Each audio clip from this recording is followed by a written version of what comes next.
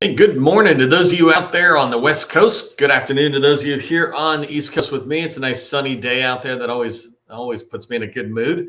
We're gonna get rocking and rolling here in just a second. Let me turn off one of these captions. But I wanted to give a tip for success for those of you showing up early and on time. You may have heard me talk about this, and I don't know if it's reversed or not. I got to pay attention to that. But 7 Habits for Highly Effective People. This is a fantastic book I've been reading since back when I was in the Army, and I read it every single year. And actually, as we come into 2026, I'll be reading it again. And I listen to the audio book. But the 7 Habits are awesome, and you can learn more about them, but they're fantastic foundational habits for us personally, professionally, et cetera, and even on our business.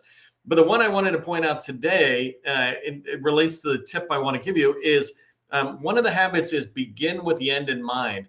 And the idea of this, hopefully it kind of makes sense, right? But begin with the end in mind. If I want to go on a trip, I'm going to say, where do I want to go? That destination is my end in mind.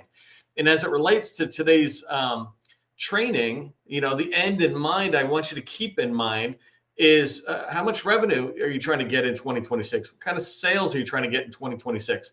Having realistic expectations or goals that are set, the end that is in mind, right? Keeping that in mind, that helps us plan everything else out. And it really makes sense of the training that I'll be doing today as well. So check that out. Maybe throw into the chat for me 7 Habits for Highly Effective People so other people track on it. Also later, tell me if I'm backwards. I can't tell. I mean, I can see it and I can't see it. And I don't know what you see, but anyways, let's go ahead and get started in today's training by my slides. Okay, so we're going to be talking about staffing contracts in federal agencies, and this was something I really wanted to do. Right? I have a lot of companies that I work with. Now I don't work one-on-one with people, but they're in my community, and I always like to, my network. I'm just trying to keep my eyes open for opportunities, and so this was one in particular. I was thinking of somebody, a couple of firms in particular, but I wanted to start sharing this idea of how I found 70 plus contract opportunities. It's actually a lot more, but if you whittle them down, I would say safely it's 70. And in the training, you'll see me even go lower than that. But it's one of the most common questions I get out there, right? How can I find opportunities or staffing opportunities I can win? And that's a normal question. How can I find opportunities I can win? How can I find staffing opportunities I can win, or opportunities that are in my sweet spot, what we do, our core competency? And that question, you'll see me talk about this more as we go forward, but it's just a process. And if you're not familiar with the process, or if you haven't mastered the skill yet, then know that once you have mastered that skill, you will be able to find the opportunities that your company needs in your pipeline to be able to grow. There are 2 types of opportunities, and I just wanted to point this out in the beginning as we go into today's training, because we're only going to talk about one of them. But basically, there's 2 types of opportunities with any customer. Frankly, federal customer is the one we're talking about. But there are new opportunities or new requirements, and there are recompete contracts. And the only difference is a new opportunity or new requirement. A really good example is the Navy says, I need a new ship. Well, that's not a recompete. They're saying, I need a new battleship. It's like, okay, there it is. And it could be the same thing all the way down. I need 3 new people to do staffing that are going to help us surge something. Well, that's a new requirement. They never had it before. A recompete is when the government has put out this requirement before, gone through the whole bidding process and selected a vendor years ago, right? And so that's what we're going to be talking about today, because generally if the government has paid for it before, and this is a generalization, if they paid for it before, they're probably going to recompete it and keep it going, unless it somehow went away. But for staffing, most of this kind of stays with us, because especially as we go forward, there are going to be some surging activities within the government. So just keep that in mind. 2 different types of contracts, new and recompete. Today, we're going to be talking about recompetes, just because I kind of see them as more guaranteed, more predictable.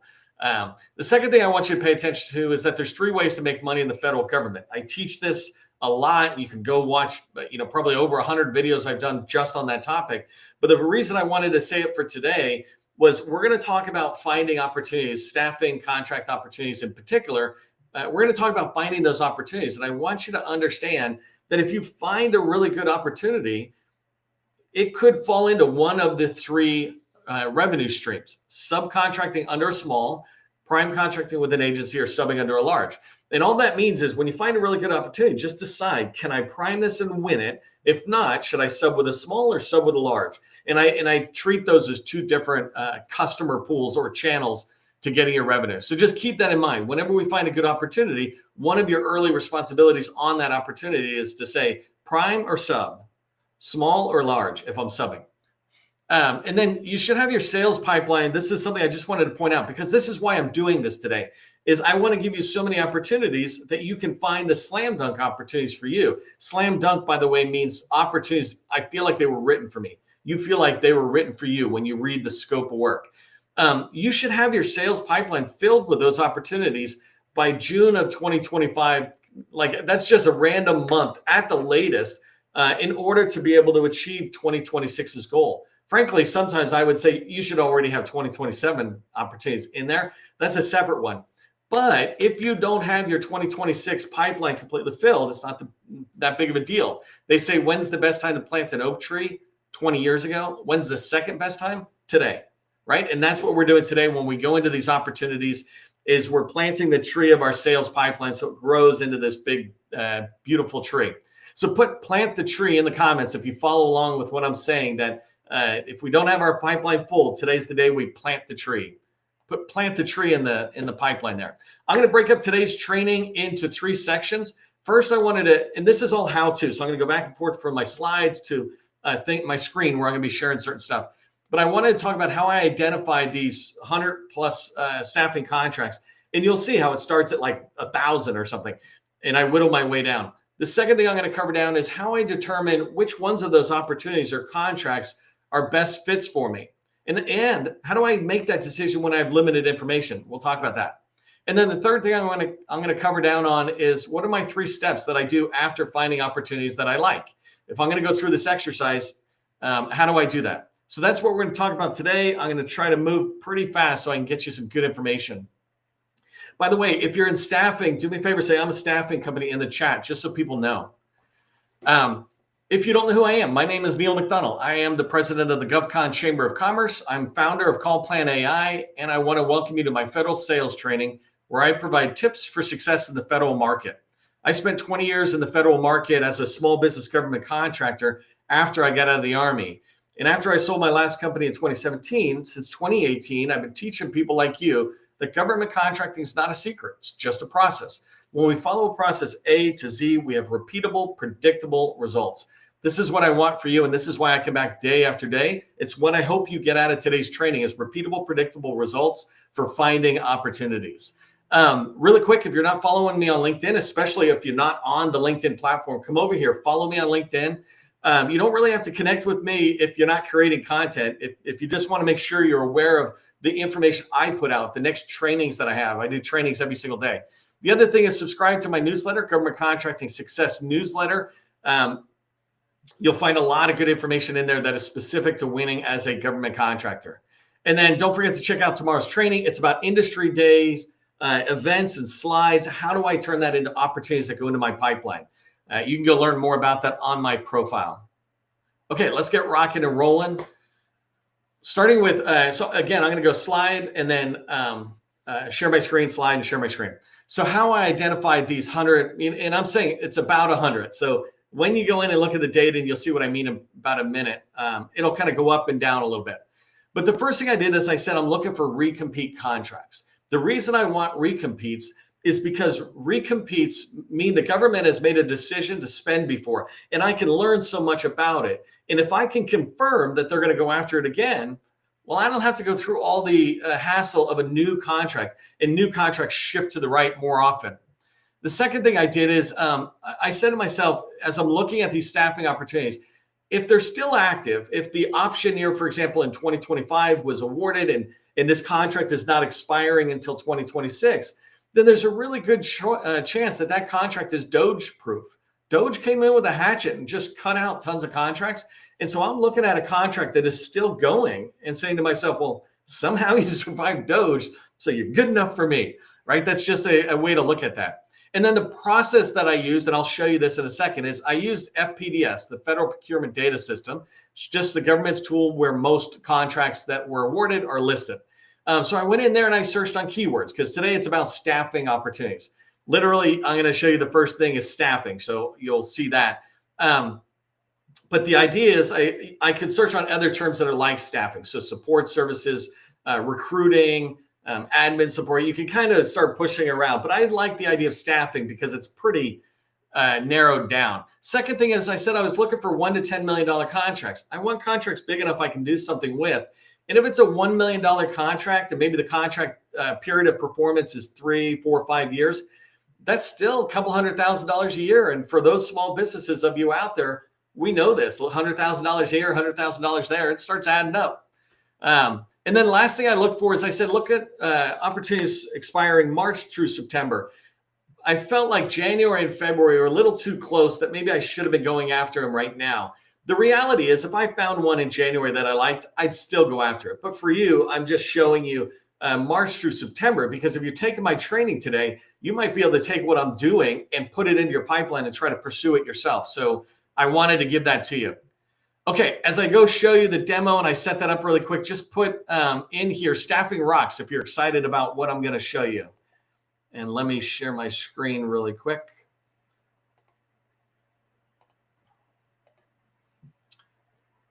Okay, so it's always fun when you share your screen because it takes a minute to find out, but let's assume I'm in there.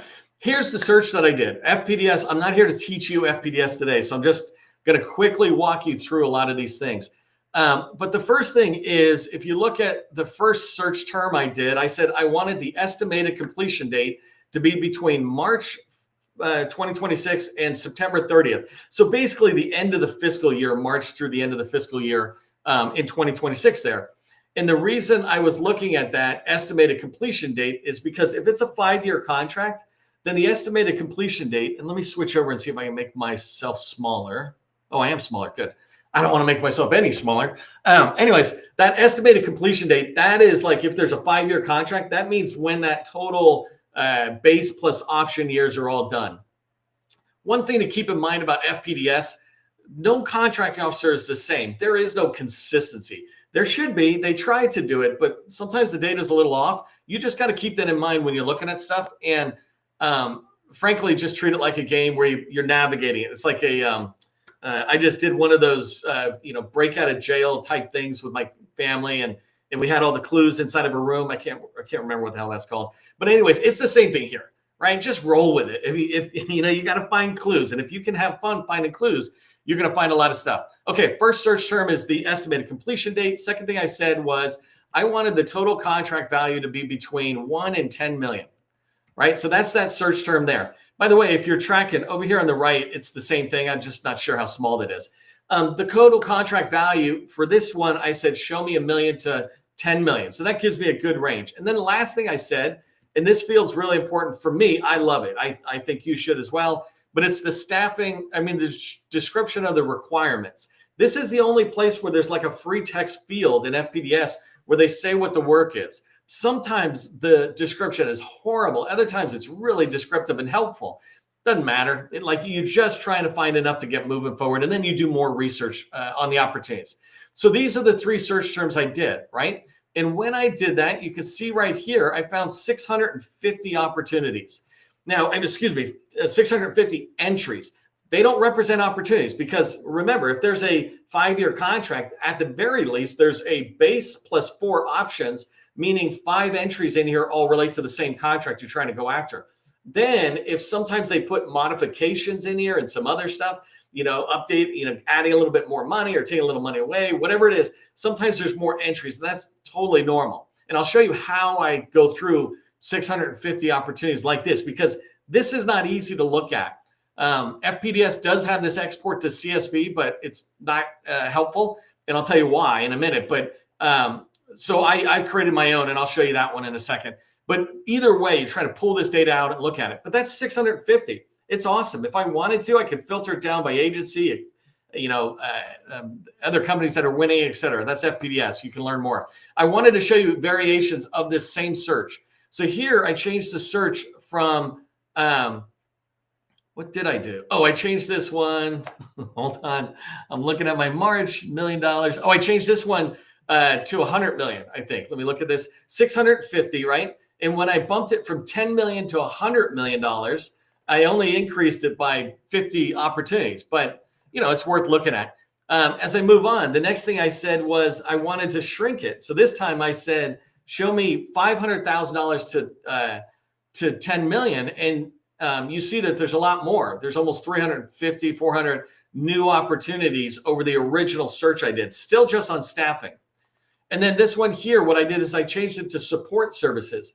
This is an interesting one. It's back to the 1 million to 100 or $1 to $10 million range, same time frame, et cetera. But I changed the description of the work here that you can see. I changed it to support services. And that's when I realized I got too many. I got 7,000 entries. And so I would go through there and look at it and see how I might refine it. I might refine it by NAICS codes or PSC or something, but it's a way for me to pull that word. This one here, I tried recruiting and I got 41. So there's not that many with recruiting in the description. There are recruiting ones, but sometimes they're woven into other terms. This term here, I used hiring. I was like, maybe they're, instead of staffing, they're doing hiring.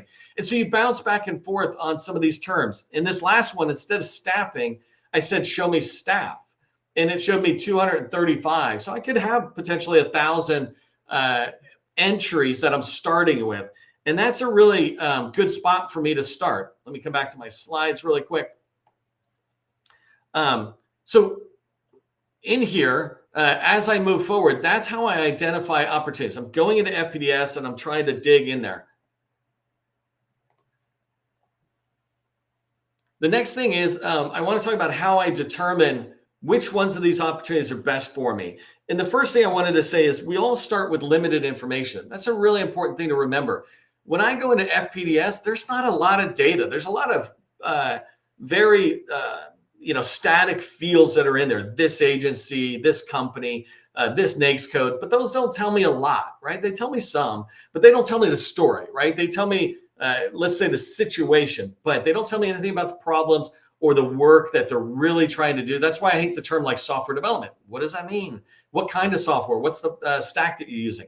So anyways, in this particular case, just remember we're all starting off from the same spot. And so if I know I've got limited information, then what I want to do is go through those 600 opportunities and just browse all the data. I use a tool that I export the data on. I built it myself because the FPDS exporter, the one field that is the most important field that they don't export is the description field. So when I go to browse, I can't do it. So I had to build a whole export tool and put it out there. And if you're in if you're in CallPlan AI, that tool is, I'm going to give you that tool later on this week. But the idea is you can still browse the data and you look at all this information. And for me, I'm trying to go from 600 entries in FPDS, right? Not opportunities, but 600 entries down to like 20, 30. If I can get 20 slam dunk opportunities into my pipeline, then that's a really good day, right? And so I moved through on that. And really quick before I demo, I review the description of the requirement fields. And so that's the one I showed you, or I talked about in a minute. Actually, I'll show you that really quick. Let me just show you over here. And then I'll show you where I do it. Oh, I can't show it to you because sometimes FPDS is up and sometimes it's down. And man, that bothers me. So I wish, like a lot of us have exported the data just so we can make it reliable. Let me come back here to my slides. So I look at the requirement field. I'll show you that, the description of the requirements. I look at the set aside use. That's something I'm very interested in. What was your acquisition approach before, your strategy from the government's buying side? And then I look at the winner, right? I look to see, was the winner an 8A firm? Was it a woman-owned firm, et cetera? That can tell me a lot. Like maybe something was set aside to total small business, but it was awarded to a woman-owned small business. Well, that might make me go in and try to talk to the KO and get them to set it aside to woman-owned small business. I might have to compete with the incumbent, but at least I'm pushing out some of the competitors by pushing for set-asides I can compete in. So let me go ahead and demo this one. Hold on one second.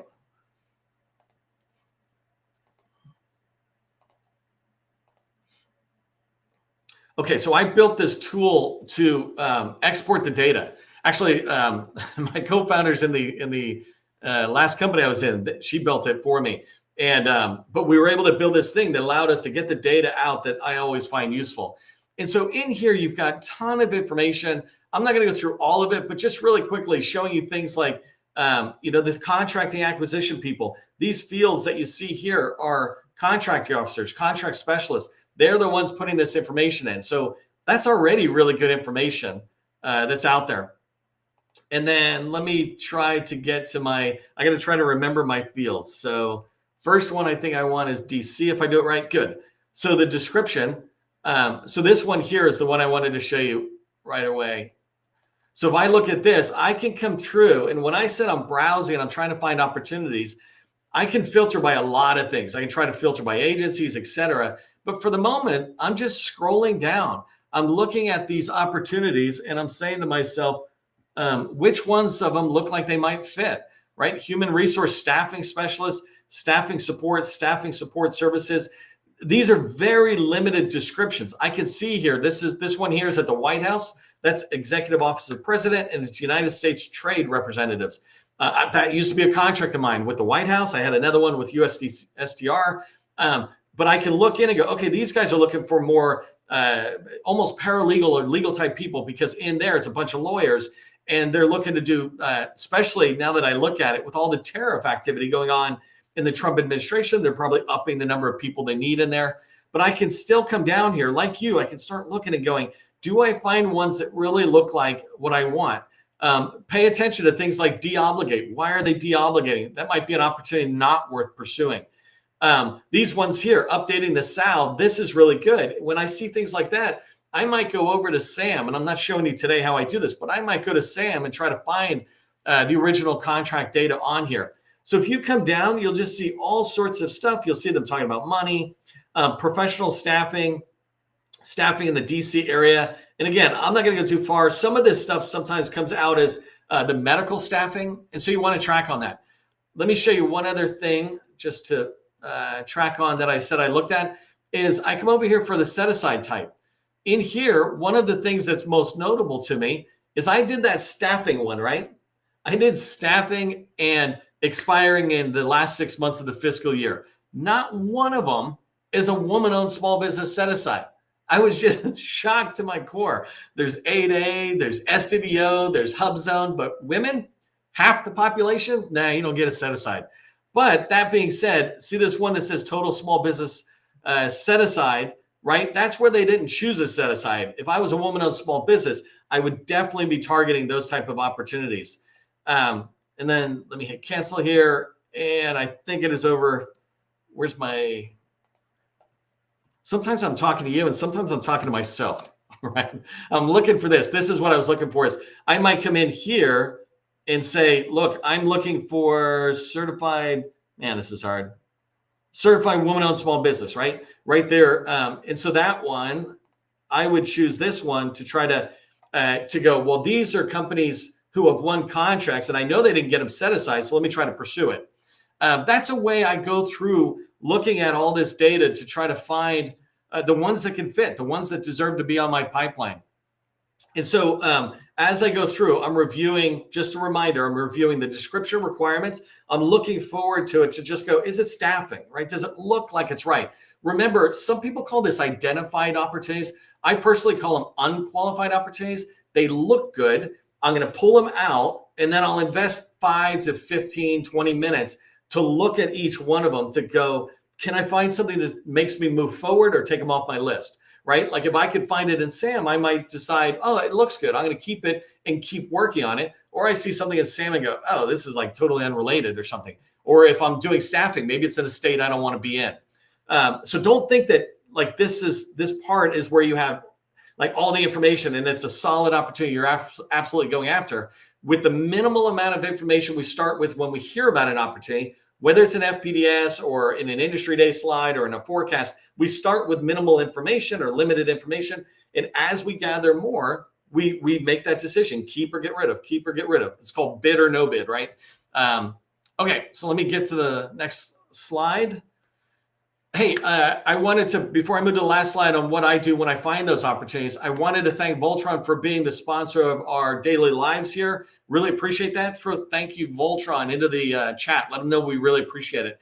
One of the things I'm excited to announce, and I've been announcing this a couple of trainings in a row, so you might have heard me, but Voltron and I came together to just build a level 1 masterclass on win themes. And so this is an introduction to win themes in general, where they fit, how to use them, and how to write them. And so really excited about it. It actually will make it available starting tomorrow. It's an on-demand masterclass. There's no cost to it. And you can do it at your own pace. So you can go back and forth on those lessons. But I'm really excited about the topics as we go forward, trying to help people get an understanding about how a win theme is kind of like a value proposition softly. I say that very softly. I'm not here to have a debate, but this idea of knowing what message are you communicating to the customer that says, pick us. And if you really want to strengthen your winning proposals, then, check out this course. It's really good. I put a lot of effort into it. Okay. And thanks, Voltron. I appreciate you sponsoring our lives. Okay, so by the way, sorry, let me pause for 1 second because I know them so well and I like them. Voltron is an AI proposal writing platform, and so they can help you go from compliant to compelling proposals in minutes instead of weeks. And so definitely check them out if you're at that stage where you're looking for some help. Okay, so let me talk about what do I do when I find slam dunk opportunities that I like. And again, slam dunk opportunities are ones that I feel like they were written for me. And with limited information, I might feel that with just the description. Staffing, yes, that's me. And then I learn a little bit more and I'm like, that wasn't written for me. That's totally cool, right? But when I find those opportunities, the first thing I do is I put them into my sales pipeline. This is a really important thing for people who are employees, not business owners in particular, because often your business owners in small businesses and even largest, they don't know what the heck you're doing, right? And so you need to get those opportunities that you're going to spend 15 plus minutes on or more, put them into the pipeline. So you have notes in there that says, I found this opportunity. It was staffing. It looked good. I put it in the pipeline. I worked on it for a half hour or something. And after further detail, talking to somebody, it's not a fit, we abandon, right? You want to have things like that in your pipeline that you abandon because you get better at trying to figure it out, but also you're communicating to leadership. Look, I am working. These are all the opportunities I'm going through. The second thing I do after I put it in, and by the way, when you use FPDS, you have so much information you can use to fill in a pipeline. You want to capture that information, all the program office information, contract office, the incumbent, et cetera. All right, second thing I do is I build a target list around these new opportunities. I do them one at a time, but a target list, if you're not familiar with my 7-step process on federal sales success, it begins with research, and that's kind of what we did to find opportunities. Then it's target list or targeting. It's where you're building a list of people you want to reach out to talk about this opportunity with. And then the next one is outreach. Step 3 is outreach. And so step 2 on this slide is build that target list around the acquisition personnel. So contracting officers, contract specialists. You'll find those in FPDS. And then go find the small business folks, small business specialists, the OSDBU, the SBA's PCR, and you can watch all sorts of previous training where I talk about these things. Get the incumbent into your pipeline. They're part of your outreach. Even if you're not going to team with them, call them. You could learn stuff from them. How'd the contract go for you? Whatever, you'll figure it out. You also want to build a target list maybe as you move along with employees in that company, but not yet. And then the last one in there is program office. And these people are the ones you want to reach out to try to learn more information about this opportunity in each one of those 20 or 30 that you put in your pipeline. These are the folks who can kind of give you guidance through the conversations you have on whether you should keep that opportunity. And the last thing I do is I schedule an introduction call with them. I got a little ahead of myself there, but I schedule an introduction call with them. I'm like, hey, I'm looking at this opportunity. I would love to touch base with you about it. Can we talk for a few minutes? These 3 simple steps are, and I simplify my overall capture process, but these are the first three things I do as I find those opportunities to make sure I'm moving them through the sales life cycle so I can make another decision between unqualified and qualified where I say, do I keep it or not? Do I bid, no bid at that point? All right, so those are just the final steps I do afterwards. Let me leave you a couple of tips for what you should remember from today's training. First thing is finding those opportunities. It's not luck, right? You don't just come across them. You have to have a process to figure out where they're at. So go back and rewatch this training and you'll see that process again. But it begins by niching down to what you sell, niching it down pretty hard. I said staffing. Maybe I could have gone to healthcare staffing or something. And then the third thing is keep in mind, build the relationships long before the RFP drops. Get into all those stakeholders that you targeted and start talking to them about these opportunities. All right, if you want help winning federal contracts, come join me over at Call Plan AI. I don't have time to tell you about it now, but I go live every day at on Zoom. So I have a conversation at 3 o'clock with our subscribers. If that's something that interests you, if you're looking to get in the door and have more meetings, that's what Call Plan AI is all about. And right now you can get 90% off as I'm building it together with you. So anyways, I'm really excited. Remember, government contracting, it's not a secret. It's just a process. I will see you in the next training.